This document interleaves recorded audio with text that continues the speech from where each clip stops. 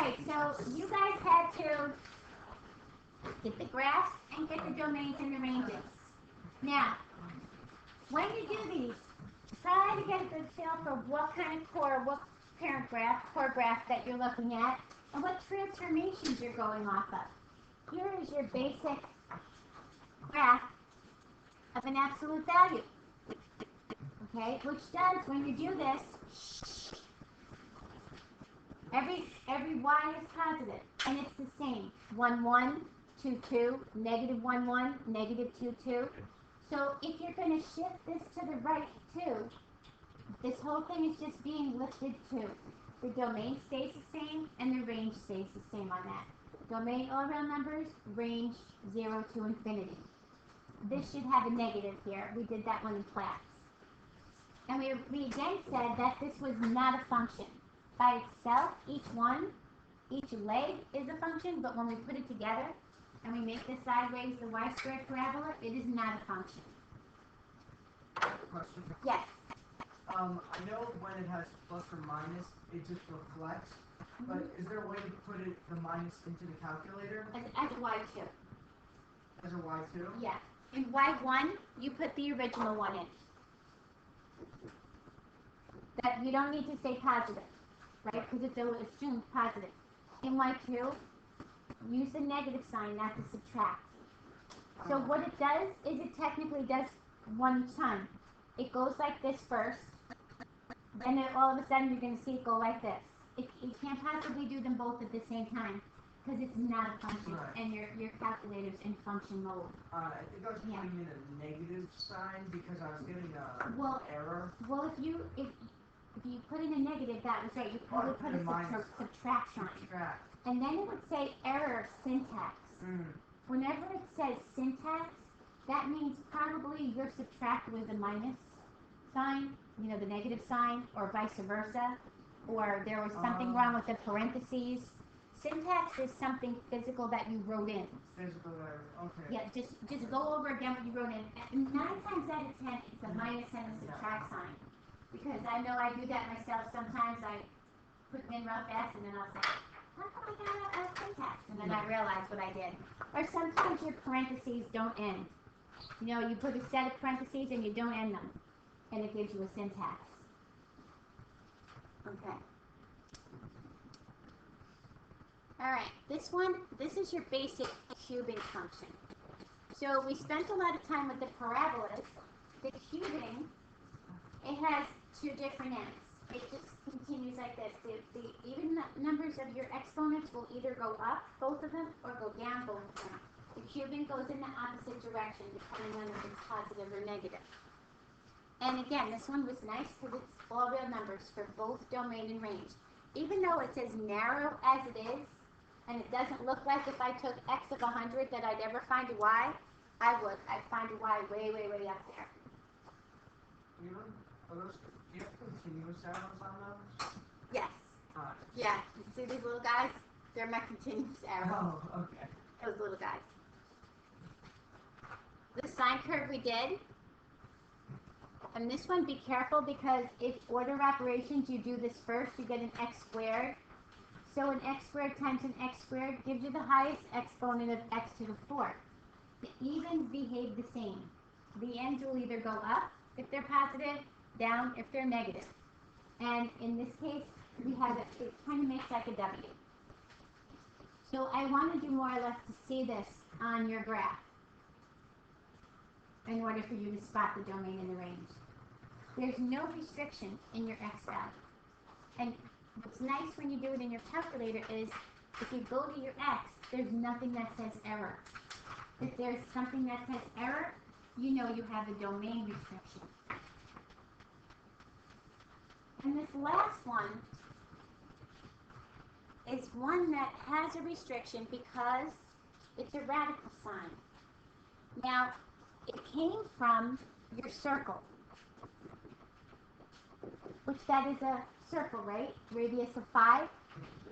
It came from your circle equation. But in order to graph this, we solved for y, subtracted your x squared, and because this was a y squared and your calculator says y equals, we had to do the same thing that we did with your other radical sign. We had to take the square root of both, which gave us your plus or minus. Now we're going to learn by the end of this week how to do the radicals that have quadratics underneath. They follow the same rule, and you might remember this from Algebra 2. When you have a quadratic inequality, you solve it by first finding the roots. You set this equal to 0 first. So x is equal to plus or minus 5. And then you made a number line. This may look familiar. And it was closed. And a couple of different ways we did this. We put this original thing in your y1, and we looked at your table, and we sectioned it off. We took a value to the left of this, like say -6. So we looked at your table, x is -6. And we wanted to know, is that y value positive or negative? Because we wanted all the positives because of your x is greater than or equal to 0. And then we checked a number in between, like say 0. And then we checked here. And that's where we figured where it was either an and or an or statement. Well, there's another shortcut to do. Because this is a parabola, and which way is this going to open?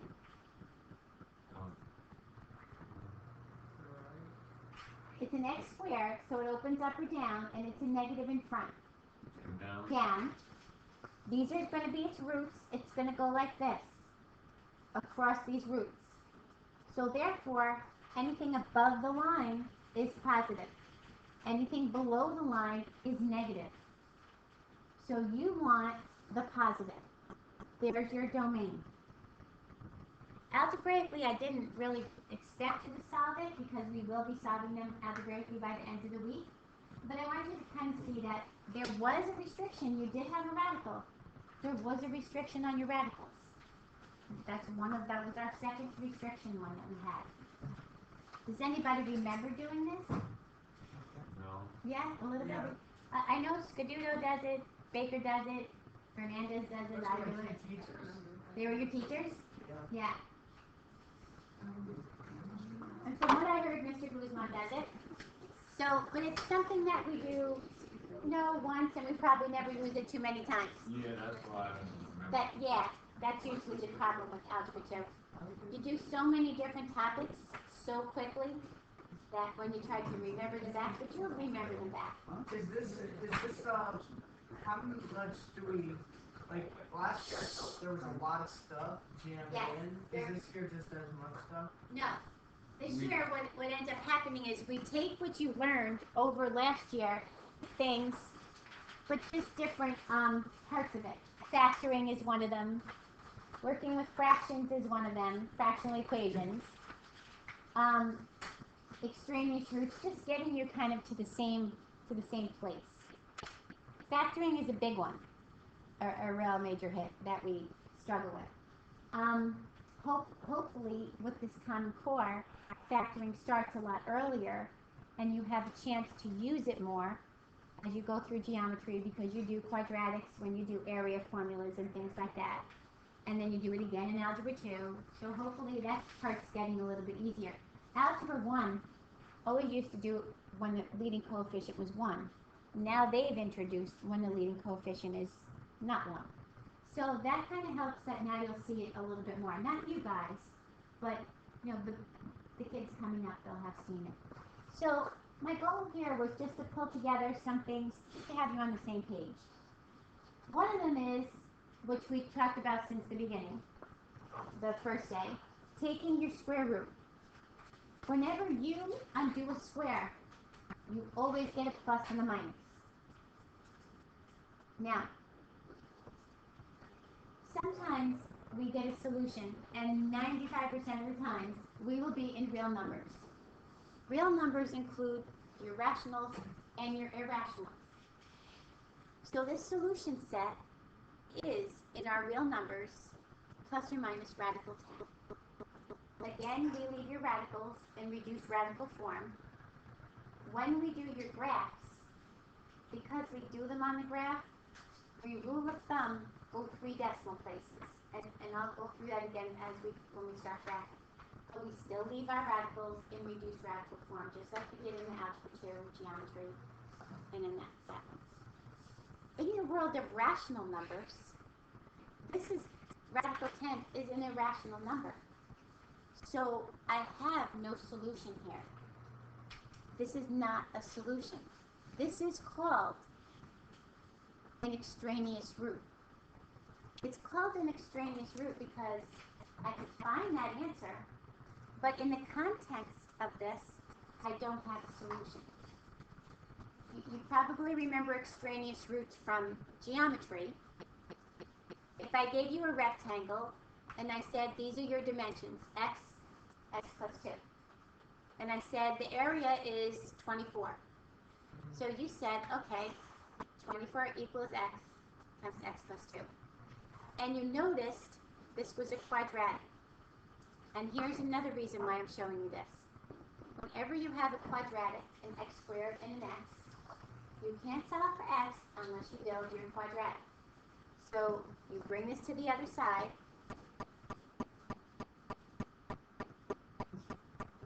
We call this, when we set it equal to zeros, we refer to this as the roots. We refer to it as the zeros. We refer to it as the x-intercepts. There's a few different things we refer to that as. In this case, it's my zeros. It's the zeros of your equation. And we're going to find that they cross the x-axis, whenever you find these. So when you come down to this, you factored. You had a plus 6 and a minus 4, right? Set it equal to 0. No, I'm just pointing this out, the extraneous root. You came down here and you said, okay, this factored, I got 2 solutions. But this was a rectangle. Which solution is not valid? Negative 6. What did you do with it? Throw it away. You rejected it. And you said, I have one solution. This guy was your extraneous root. It is a solution of this equation.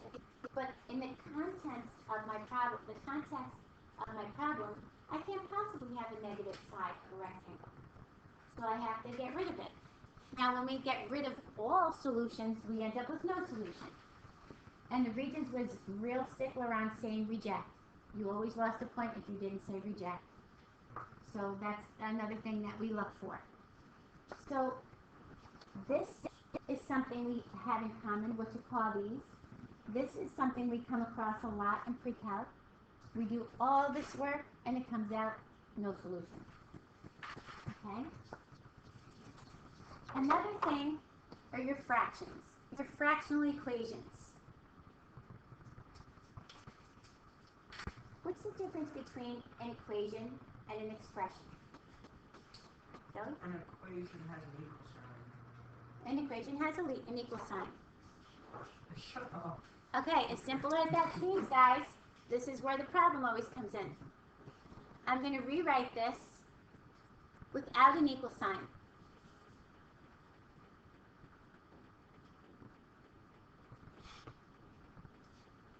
Now, in the beginning, we have the same steps. Find the common denominator.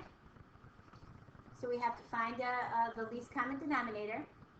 But the equation, we can solve because it has an equal sign. An expression has no equal sign. You can't solve. You can reduce it. You can simplify it. You can get them under the same denominator, but you can't solve for x. You can't cross multiply anything. Okay? And in your equal sign on this side, you could condense this into one fraction and make it one term, and then cross multiply, which kind of gets not really, this is kind of ugly looking. But you're finding a common denominator, find a common denominator across the board. So the first thing is you factor these. This and this up front is the same thing. I suggest you write this with me. Now, find a common denominator. What factors do I need? X minus I need an x minus 2. Anything else down there I need? An x X plus plus 2. 2. And I need an x plus 2. Now, when we do an expression, let's do the expression first. There's no equal sign. You come up with your common denominator. And you convert your numerators. Do it as simple as possible. You go to each term. You say, well, this has an x minus 2. Which one do I need? An x plus 2. An x plus 2. It's as if you used to do this back in the day. To make it the same fraction. Remember? A 1 times x plus 2. Minus. This has an x plus 2. What does it need? X minus 2. So we do 3 times x minus 2. Minus. This has both. So what do we do? 6x. Now, your next step is distribute, combine your like terms, and you come up with a fraction. We have minus 3x. Guys, knock it off. Plus 6. Minus 6x. Now, combine your like terms. I've got an x minus a 3x is a negative 2x. Negative 6x gives me negative 8x. Plus 8 over your denominator. We cannot get rid of that denominator. This is an expression. We can factor a numerator. What can I factor out of the numerator? X. Not an x. Negative. What do they share? 8. This guy would have to have an x. They both have an 8. Take an 8 out.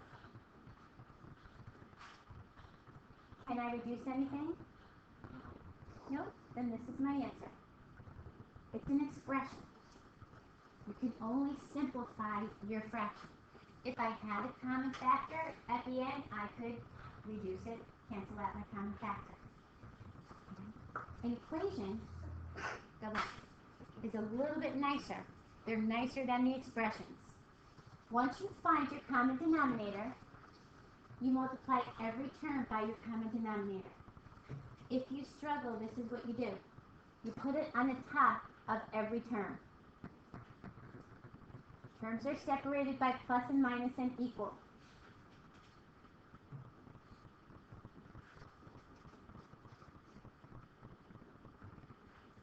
Now, cancel out. Out of the first one, I take out the x minus 2. My fraction's gone. So 1 times x plus 2. You don't need to do 1, but just in case it's another number there. The second one here, this term, has an x plus 2.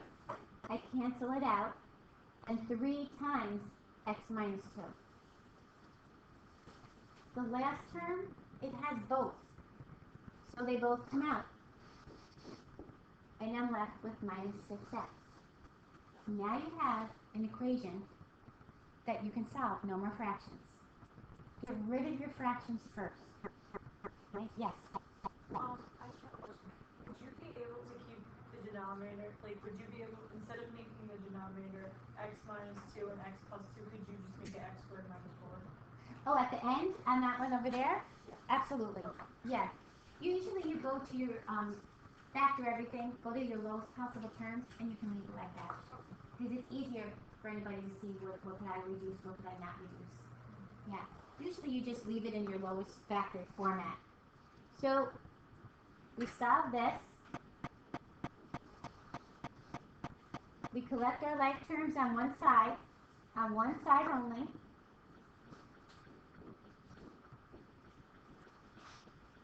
And we solve for x. There's no x squared, so we solve for x. Add 3x to both sides. Subtract 2. And solve. We have one more thing to do. We have to go back and check to see that I didn't, because I have a fraction, that I didn't cause one of the denominators to become,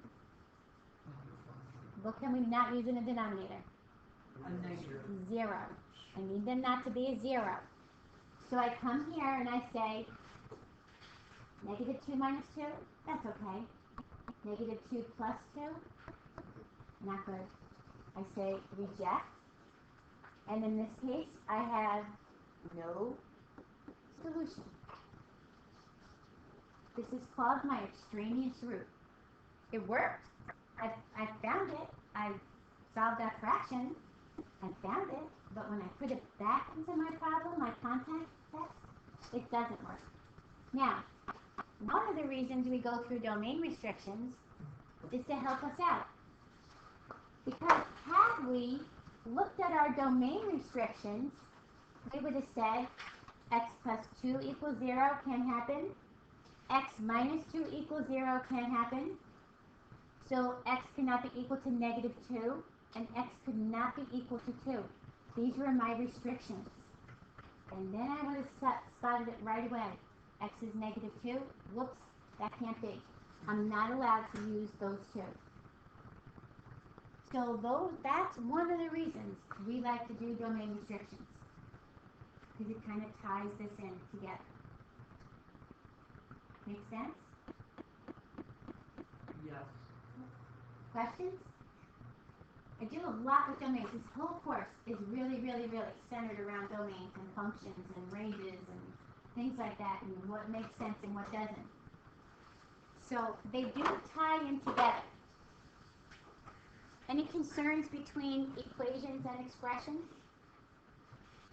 This is not very pretty, your expression one. Not very pretty, but there's nothing we can do to it. Now, one of the other things I know you guys struggle with is factoring. Solving a quadratic. Anytime you have an x squared and an x, you have to get everything to one side. You can never divide by x and get rid of an x squared that way. You can never divide by x. You have to get everything to one side and set it up in a quadratic format. Now, in terms of factoring, we have 4 basic levels. 1, greatest common factor. That's one term that every term shares. Like the negative 8x plus 8, we couldn't take an x out because the second term didn't have an x. But they both shared an 8, so we were able to take it out. 2, if I have 2 terms, I check to see if they're perfect squares. Are they 2 terms separated by a minus sign, and are both of those terms perfect squares? Like the one we did at this one, x plus 2, x minus 2. Third is my trinomial. You know, the x squared plus 4x plus 6. And then fourth, a grouping. And if I'm not mistaken, it was either your June or your January that had a 6-point Algebra 2 grouping problem. They gave you some scenario for something, but it was a grouping problem to solve it. You have 4 terms, you group them. So we're going to walk through some of these things. When you have your square root principle, like we did before, plus or minus radical c. When you have the quadratic, get everything to one side if it's in descending x's. If you cannot factor it, you can use your quadratic, or you can use your complete the square. Now, my rule of thumb for myself is if my middle term is odd, and I can't factor it, I'm going to use the quadratic. Because your middle term is an odd number, you end up with a fraction when you take half of it. And then you're squaring a fraction. You're adding a fraction to the other side. It just takes a little bit more play with the fractions. Let's see if we can factor this. And then I want to do a couple where we factor when a is not 1. So this problem right here, how would I factor this? This is how many terms is this? 3. So I've got a trinomial. It's going to factor into this. Because it's equal to 0, I want to find its zeros, its roots, its x-intercepts. Those words are interchangeable.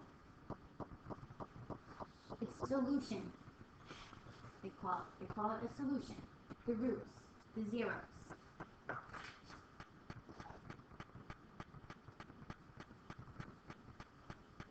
We do a lot with intercepts. It's your x-intercept when y is equal to 0. So I heard an x squared.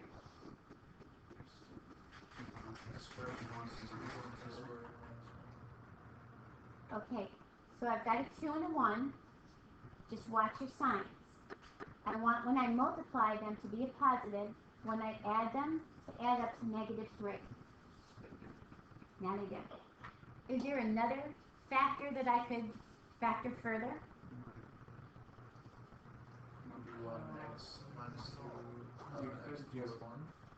Not this guy. X minus 1. And these are your perfect squares. Okay. This guy can't do anything with. These two terms separated by a minus sign, but they're not perfect squares. In this case, you can set that radical equal to 0, x squared equals 2, and x is equal to plus or minus radical 2. You could do that with this one too, x squared minus 1, or you can take its perfect squares.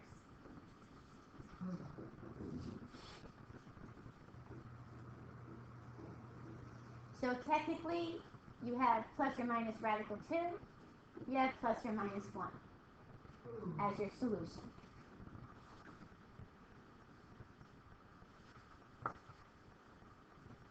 Okay? Make sense? Alright, let's try.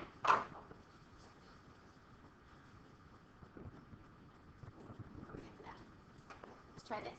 You tell me if I can factor this.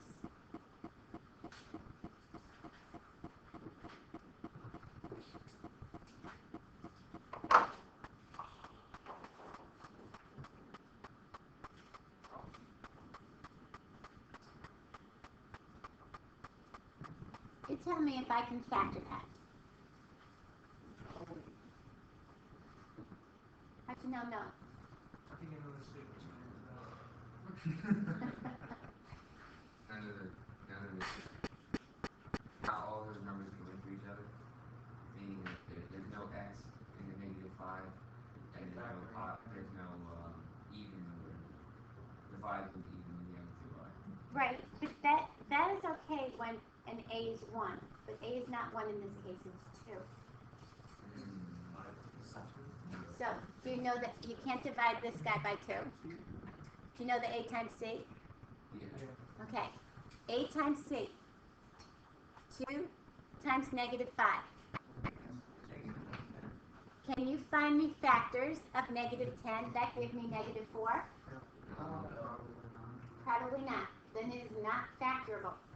Now, here's where my personal one comes in. If my middle term is even, I'll complete the square. If my middle term is odd, I'll use the quadratic, because then you're going to end up with a fraction. You might as well just come to the fraction at the end, and it's already set up for you with your plus or minuses and whatnot. Now, if I want to factor something,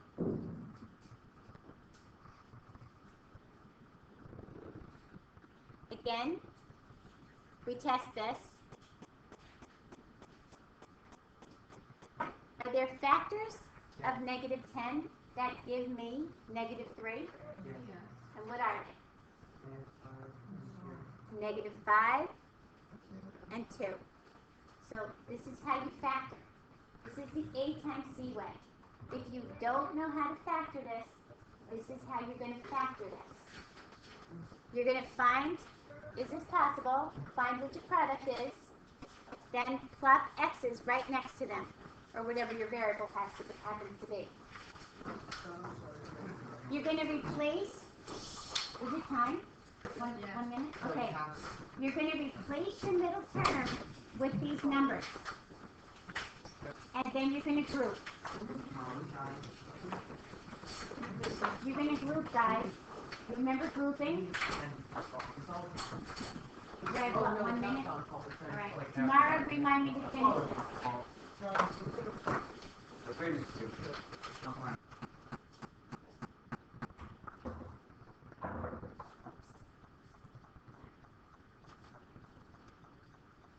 Now group. Out of your first two terms, you can take the next.